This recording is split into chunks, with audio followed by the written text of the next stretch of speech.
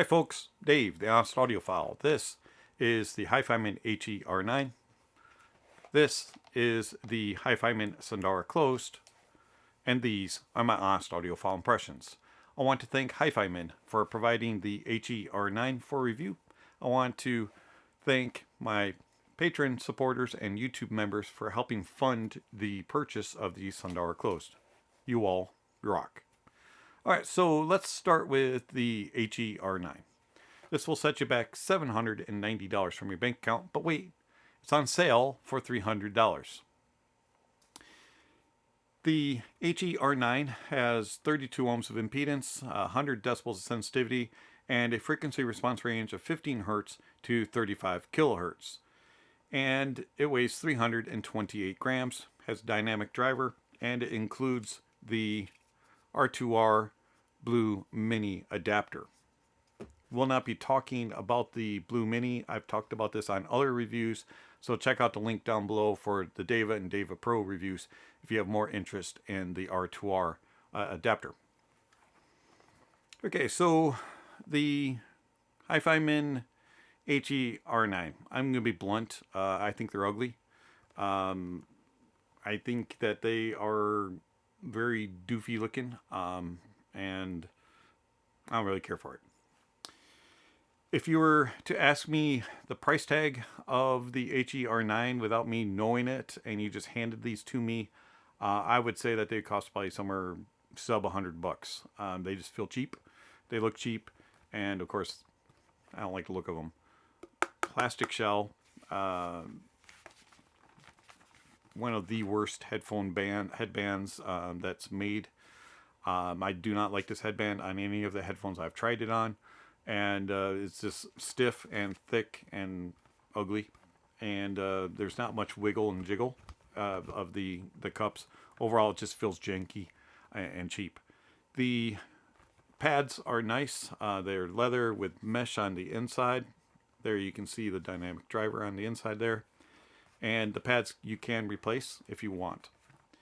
The comfort of the HE-R9 is okay. There's not much clamp force. The seal is alright. It's not the greatest.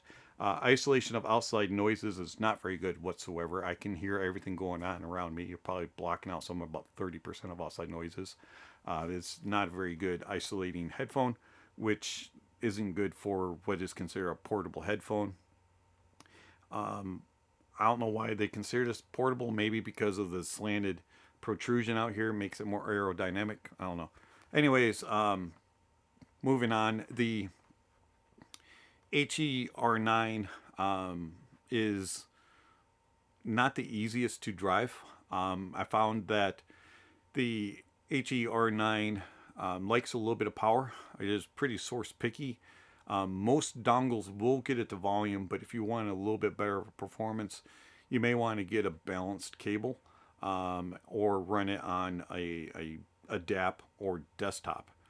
The interesting thing was that my reference gear, Mytek, Liberty DAC 2, and HPA, and also the AUN S9C Pro and S17 Pro, the HE-R9 did not sound very good. Those were the two worst performers of all the gear that I had. I found that it ran better on lower cost gear and not as good performing gear, in my opinion. It was kind of odd, but overall it's not the easiest thing to find a source to pair with. I struggled with that. The HE-R9 does come with a few accessories. I already mentioned you get the R2R BlueMini adapter, and then you also get a typical Hifiman rubberized cable, and then you get a foam headphone stand. So the HE-R9, how do they sound? So they have a very unique sound signature. I would call it disheveled or discombobulated. The bass of the R9 is very dominant. It has a big presence, and it's always there. It's also unnaturally warm. I don't know if you've ever been in a very humid location and then you're into air conditioning, and when you walk outside, it's just like, whoa, you know, you're just like, the heat just overcomes you and the warmth just overcomes you. That's the way that the warmth is of the R9. Very, just, there it is. The R9 bass has a very thick, full presence. It's a just overwhelming presence. It's got a ton of quantity. Sadly, the quality isn't that great. It has adequate detail and kind of mediocre resolution. It's a very slow, very like sluggish type of bass, and it just really just kind of chugs along and doesn't really move and give energy. It's just a woo type of bass. It's just a very thick, domineering, just overly prominent, just overwhelming type of bass. Lots of quantity, not a whole lot of quality. Mids. The mids are dominated by the bass. Unfortunately, the upper bass bleeds into the mids. It gives a lot of warmth, so you get this fullness. But the mids are just overwhelmed and are way back. They just are. They're kind of hollow. You don't get as much thickness as you do in the bass. The mids have a little bit in the lower mids, but then the rest of the mids kind of thin out, and they kind of get this hollow sound because they're so dominated by the bass, and also they get dominated by the treble. And so the mids just take this really far back seat, and everything just sounds like you're in this cave. And it has okay tonality to it. It's not the most natural, and it doesn't have the greatest of timbre. It's kind of metallic, but overall, if the mids were just more present, you might have a little bit more even of a sound, but that bass is just too much. And then speaking of the treble is very hot and spicy. So the lower treble is very forward and kind of aggressive, and you get this hotness and this just kind of bite to it. And then the upper treble and aerospace regions are very peaky, and it adds this overly hot, zingy, kind of glary presence to the whole presentation. And unfortunately, because there's just too much air and there's too much elevation in that area, that throws off the soundstage. And so the soundstage kind of sounds like you have three boxes. You have a box on your right side, a box on the left side, and a very small box in the middle. And the middle box is very weak. It has a very weak center image, which explains the mids being so way back over here. And then you have these two boxes on each side that are just like pounding you, and there's these gaps in between. It's very three boxish, not three blobish, three boxish as things move through, and it doesn't do a very good job of imaging smoothly and clearly. It's herky-jerky as it goes through, and it just sounds oddly strange in the way that it presents the soundstage. You get this kind of cave-like type of presentation in these boxes, and it just doesn't real sound natural. Always sounds artificial, and you kind of get that seashell type of effect going in each ear. Detail retrieval is not really that good. You get enough to kind of be like, all right, I can hear some things, but you're not really going to be able to nitpick things, and it's not a very detailed headphone, especially for its original price of $790. Even at its sale price of $300, it's not a very detailed headphone. Resolution is not good at all. It is one of the major flaws of the R9 is the resolution. It's just glary, smeary, glassy, and it just does not have any real refinement and definition and focus to the details. Everything just sounds very murky, and it's just unfocused. Overall, I find that the tone of the R9 is just unnatural. It's not a very natural sounding headphone at all. And then the timbre is metallic, and you really notice it in the mids and in the treble. The R9, I struggled to find genres of music that I could listen to this headphone on, and also found difficulty with sources. But once I was able to figure out the source, I figured out that the genres of music that it actually sounded halfway decent and I could listen to a few songs on was 60s and 70s rock. It did a little something for those. But all the other genres of music, I couldn't do it. The R9 reminds me of a headphone that costs about $25, and that's the monoprice retros. It has the same kind of weird sound staging going on, and it's just not very good resolving, not very detailed, and doesn't have good tone and timbre.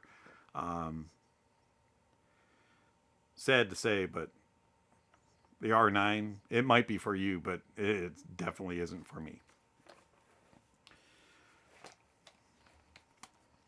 Hifiman Sundara Closed. The Sundara Closed will set you back $400, but wait, it's on sale for $150.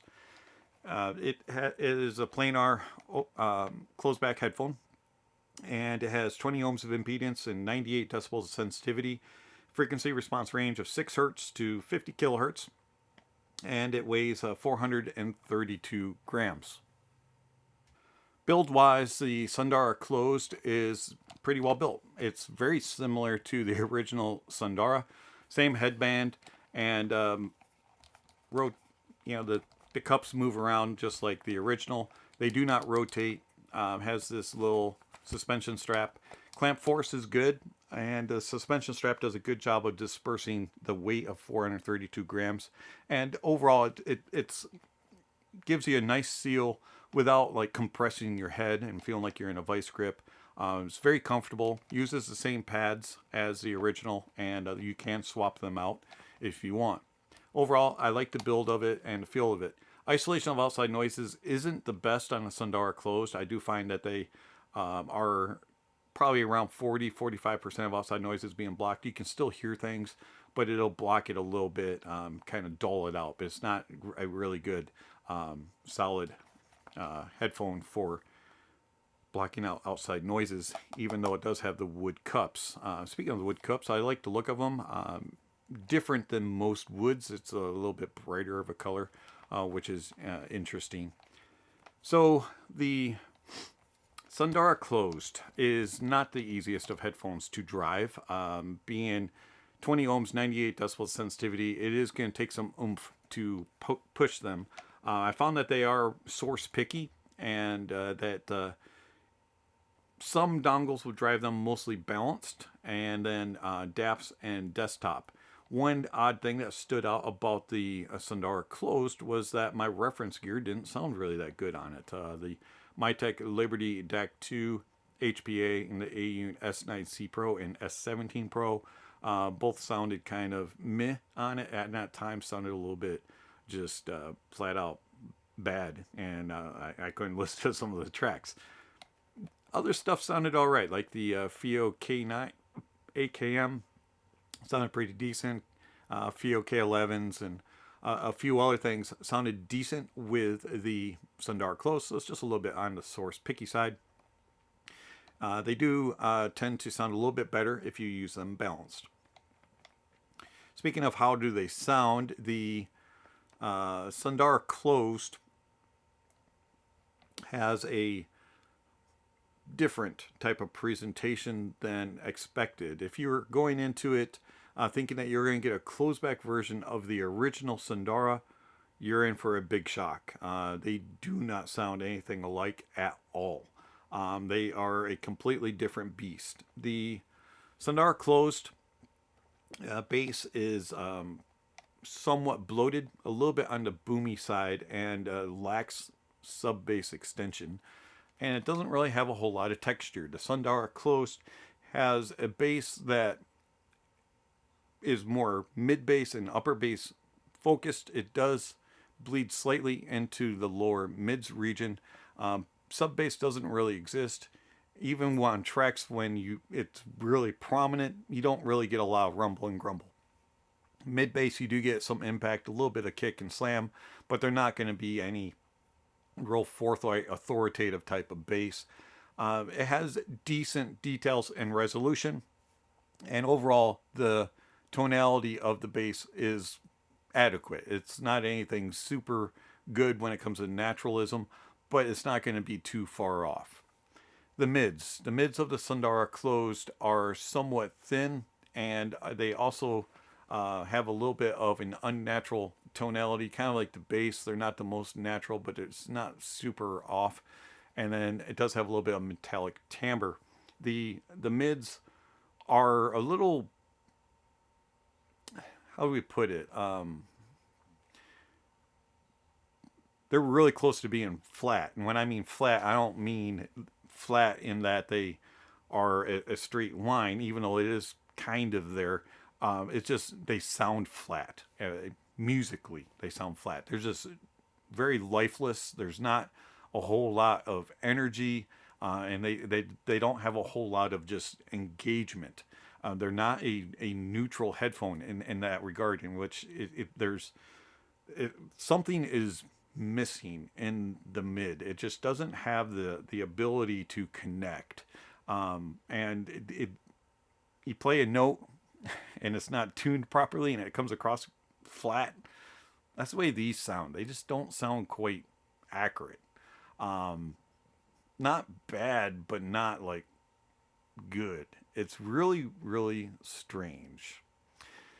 The treble of the Sundara Closed is kind of uneven. So you get some spiciness up in the lower treble, and then in the upper treble you get some peakiness, and then there's a little bit of this little valley, and it just kind of throws things off. And so as you're listening along, some things will sound a little bit aggressive, and then other times it'll sound a little dull, and then other times you'll get some energy, and then other times you won't. And it just kind of depends on the track, and it's just kind of a weird presentation of treble, but it's not like super off-putting. It's just a little bit odd. Tonality, again, just like the mids, is kind of like lifeless. It doesn't have, it's more leaning towards the flat side and tonality than it is actually being neutral. And so it just kind of lacks naturalism in the mids and in the treble. Soundstage of the Sundara Closed is somewhat on the hollow cave side. You kind of get the seashell effect. The seashell effect. Not as bad as you do on an R9, so to speak, but you do get a little bit of that depending on what sources you're using. And it has this tendency to kind of lack clarity. There's a little bit of a murkiness in the soundstage, and it has average width, which is pretty good actually for a closed back. It's not compressed and really closed in like you would think it would be a very intimate sound. It's not. It actually does have some width to it. And then it has okay layering. You can look into the stage and you separate instruments and tell where things are. And then it has okay separation between those instruments, and things are spaced okay. And it does all right with its details of the information provided. You can, you're not going to miss anything. And then the resolution is all right. It's just not a really technically advanced headphone, especially for its price point. Now, if you go to a sale price point of $150, it's competitive. But at its original price of $400, it's kind of disappointing. I was rather surprised that the Sundara Closed lacks grunt. It just doesn't have a lot of just, I'm going to go do it. I'm going to give you what you're looking for, and I'm going to give you the excitement. I'm going to give you the energy, and I'm going to do it for you, and I'm going to give you life and sparkle. It just doesn't have that. It's just a very dull, flat-sounding headphone, and this is flat in the wrong way. So, Hifiman Sundara Closed, Hifiman HE-R9. Oh, by the way, I forgot to mention the Sundara Closed. Genres, it'll pretty much play anything, but it doesn't really do much. It's kind of, going through the motions. Hifiman Sundara HE-R9. I don't mean this in... I want to say this carefully. Hifiman needs to keep trying under closed back headphones, or stick with open backs. Also, I've yet to hear a Hifiman dynamic that sounds good.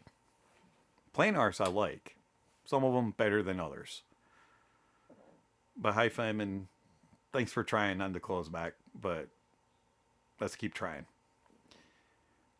If you are looking for a closed back headphone in this price point, especially of the sales price points,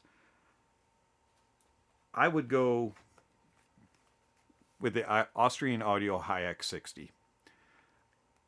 I'll put a link to the review, and it should explain why. It's been Dave, the Honest Audiophile. Thank you for watching, and I'll catch you on the next video. Speaking of next video, somewhere on screen, subscription links and notification bells. If you haven't already, please check those off. Don't forget to give a thumbs up or a thumbs down to the video, and check out all the links down below. There's all kinds of information down there regarding how you contact channel, follow channel, support channel, all that kind of stuff is listed down below. Speaking of supporting the channel, I want to thank my supporters through Patreon and YouTube memberships. Thank you very much for all that you give to the channel. It's much appreciated. If you're interested in supporting the channel, please check out the links. There's all kinds of ways that you can do it through one-time gifts with PayPal, Venmo. And if you are interested in doing monthly subscriptions through Patreon and YouTube memberships, where you can get access to early videos and you can get access to my private Discord servers and other kinds of benefits. So check out the links if you're interested in supporting the channel. Also, while you're down there, there's all kinds of other information like gear recommendations, music recommendations, and all kinds of other things. So check out the links down below. And lastly, don't forget to enjoy the music, and that honesty is the best policy.